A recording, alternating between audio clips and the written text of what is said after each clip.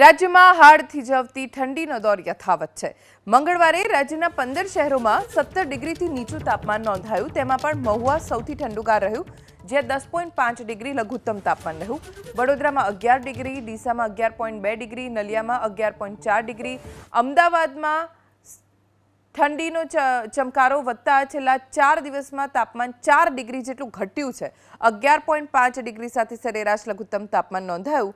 અમદાવાદમાં આગામી 27 જાન્યુઆરી પછી ઠંડીનું જોર તબક્કાવાર ઘટશે તેવું હવામાન વિભાગનું અનુમાન છે।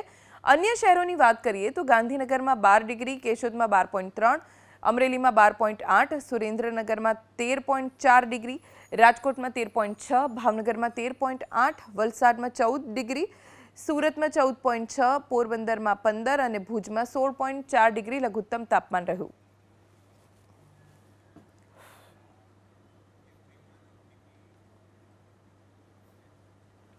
સૌરાષ્ટ્ર, કચ્છ અને ઉત્તર ગુજરાત જ્યાં વરસશે કમોસમી વરસાદ। આગાહી છે હવામાન નિષ્ણાત અંબાલાલ પટેલની।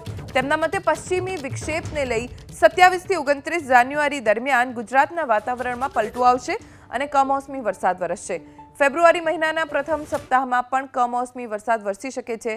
એટલે ફરી એક વખત ખેડૂતો ચિંતિત બની ગયા છે, કેમ કે માવઠું તેમનું જે કંઈ પણ રહ્યો છે પાક છે તેને પણ બરબાદ કરી શકે છે।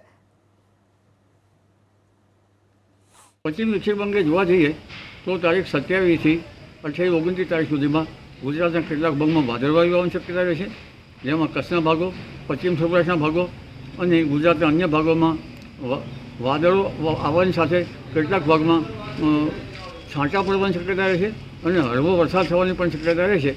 અને પરંતુ જે અરબ સાગરનો ભેજ અને બંગાળ સાગરનો ભેજ મળતા આ સિસ્ટમ કંઈક અંશે લગભગ વાદળવાયુ સર્જી શકે તેવી રહેશે। આ જાન્યુઆરીના અંતમાં અને ફેબ્રુઆરીની શરૂઆતમાં પવનના તોફાનો, કમોસમી વરસાદ, કરા પડવા અને ભારે હિમવર્ષા અને દેશના ઉત્તરીય પર્વતીય પ્રદેશોમાં હમણાં બરફ પડવાનો ઓછો છે તો બરફ પડવો વગેરેની શક્યતા રહેલી છે।